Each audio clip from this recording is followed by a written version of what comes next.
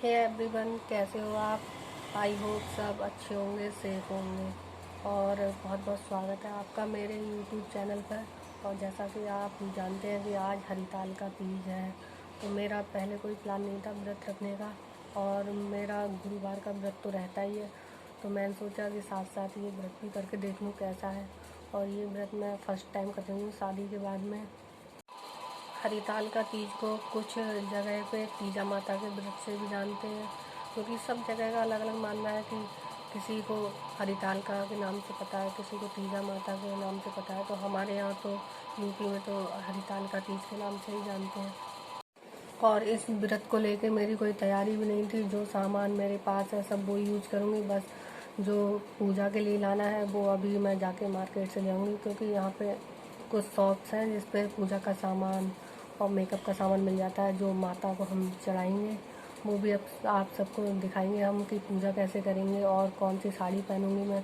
जो है उसी में से कोई एक पहन लूँगी। बस चूड़ियाँ जो नई रखी हुई हैं वही पहनूंगी, चढ़ाने के लिए लेके आऊँगी, वो आपको सब दिखाऊंगी मैं। और अगर आप मेरी वीडियो को पहली बार देख रहे हैं तो प्लीज़ चैनल को सब्सक्राइब करें, लाइक भी कर दें और शेयर भी कर दें। तो अब मैं पूजा के लिए तैयार हो गई हूँ, और अब मैं आपको दिखाऊंगी कि मैं कैसे किस हिसाब से पूजा करूँगी, वो सब आपको दिखाऊंगी। पूजाई सामग्री में हम कुछ फल लेंगे। फल में आप कुछ भी ले सकते हैं। और पत्तों में जैसे कलश स्थापना के लिए आम के पत्र, और चढ़ाने के लिए समी पत्र ले लें, आक के पत्ते ले लें, भांग ले लें, ये सब चीज़ें। धतूरा मिल जाए, धतूरा भी ले सकते हैं, मुझे धतूरा नहीं मिल पाया। और एक मूर्ति स्थापित कर लें। और ये शिवलिंग जो बने हुए हैं ये वैसे तो मिट्टी के होने चाहिए, लेकिन मैंने अचानक ही व्रत रखा था तो ये आटा के बना लिए हैं। इस हिसाब से हमने एक आसन तैयार किया, उस पर अक्षत लेके इससे अष्टभुज तैयार करेंगे। अष्टभुज अच्छा रहता है लक्ष्मी आने के लिए घर में। अष्टभुज हम इस तरह से बना सकते हैं, फूल की तरह। उसके ऊपर हम कलश रखेंगे। देखना, अब हमारा अष्टभुज तैयार हो चुका है।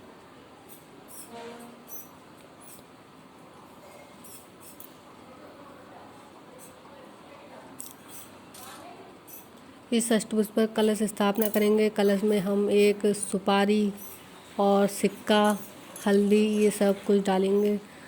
हल्दी तो गांठ वाली होनी चाहिए, लेकिन गांठ की हल्दी ना मिलने की वजह से मैंने जो पिसी हुई हल्दी होती है वही डाल दी है। सिक्का डाल देंगे, सुपारी, पिसी हुई हल्दी भी डाल दी। अब इसमें हम आम के पत्ते लगा के 5 हो, 7 पत्ते हों, जितने हों, 11 हों, 9 हों, वो आप अपने हिसाब से देख लें। ये हमारे पत्ते लग के तैयार हो चुके हैं। बस इसके बाद हम इस पे जो चावल बचे हुए थे उसी की कटोरी रख देंगे। इस तरह से हमारी ये कलश स्थापना हो चुकी है, आप देख सकते हैं।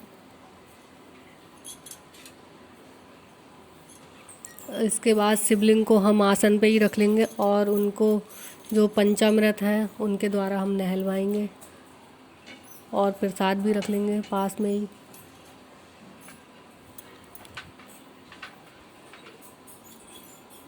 तो सबसे पहले दूध से स्नान कराएंगे शिवलिंग को, और जो शिवलिंग का परिवार है उन सबको। फिर उसके बाद दही से सबको एक एक करके स्नान कराने के बाद शहद से भी इसी तरह से कराएंगे।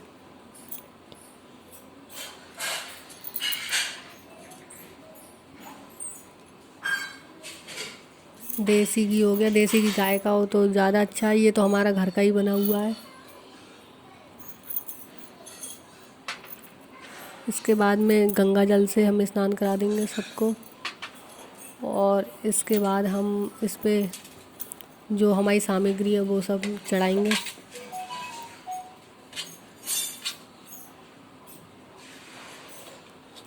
बेलपत्र चढ़ा दिए हमने।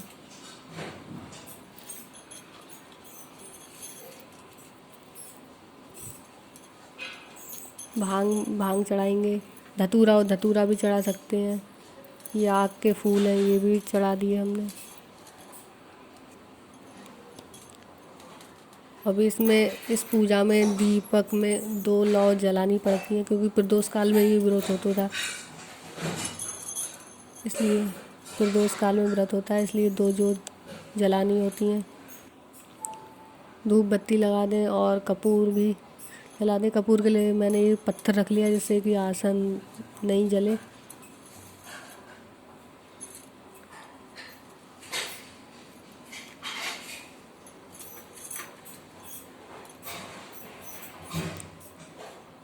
और ये हमने शंकर भगवान के वस्त्र तैयार कर लिए हैं घर पे ही। ये धागा जैसा होता है वही, और कलावा, ये वस्त्र के रूप में इन्हें चढ़ा दिए। अब हम टीका करेंगे।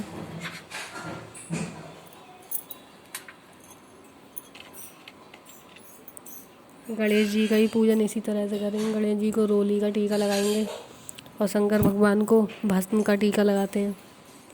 आग के पत्ते भी चढ़ा देंगे।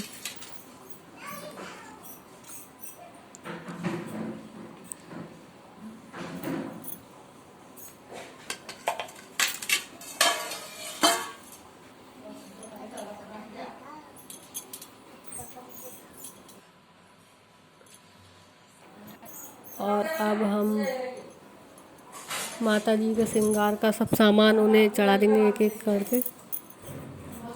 मीठा भी चढ़ाएंगे साथ में। श्रृंगार में आप कोई भी सामान ले सकते हैं। मैंने 14 चीज़ें कर ली हैं, वो अभी आपको दिखाते हैं।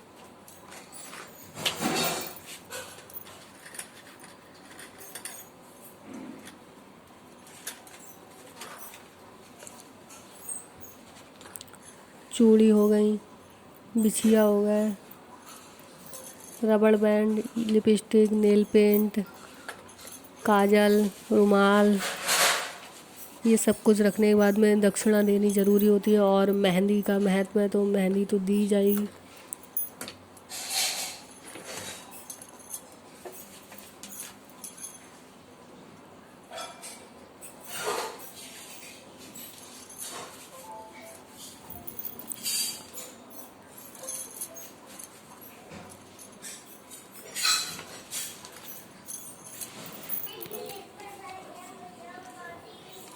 ये श्रृंगार का सारा सामान हमने माता को चढ़ा दिया है।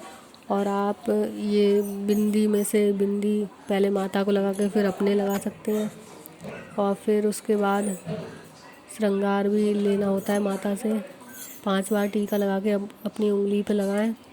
और उसके बाद कथा, जिस श्रृंगार लेने के बाद कथा पढ़े या सुने।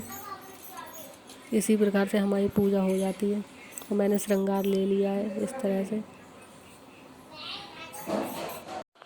जैसा कि आप लोगों ने देखा मेरी पूजा हो चुकी है, तो अब मैं अपना व्रत खोल लूँगी। सिर्फ पानी या चाय पीऊँगी, खाना कुछ भी नहीं खाऊँगी। वो तो सूर्योदय होने के बाद सुबह को जल चढ़ा कर उसके बाद ही खाऊँगी। और पूजा के लिए मुझे जो जो सामान उपलब्ध हो सका आसानी से वो मैं ले आई, उसी से पूजा करूँगी। कुछ सामान रह भी गया है, वो मैं आप लोगों को बता ही दिया था वीडियो में क्या क्या रह गया है। हो सके तो अगर आप पूजा करें तो सब सामग्री मिल जाए, उसी के बाद ही पूजा करें। मुझे तो अचानक से व्रत रखने का मन किया, इसीलिए मैंने पूजा की थी। तो जो सामान मिल पाया आसानी से वही वाला पूजा करेंगे। अगर आपको मेरी वीडियो अच्छी लगी हो तो प्लीज़ चैनल को सब्सक्राइब करें।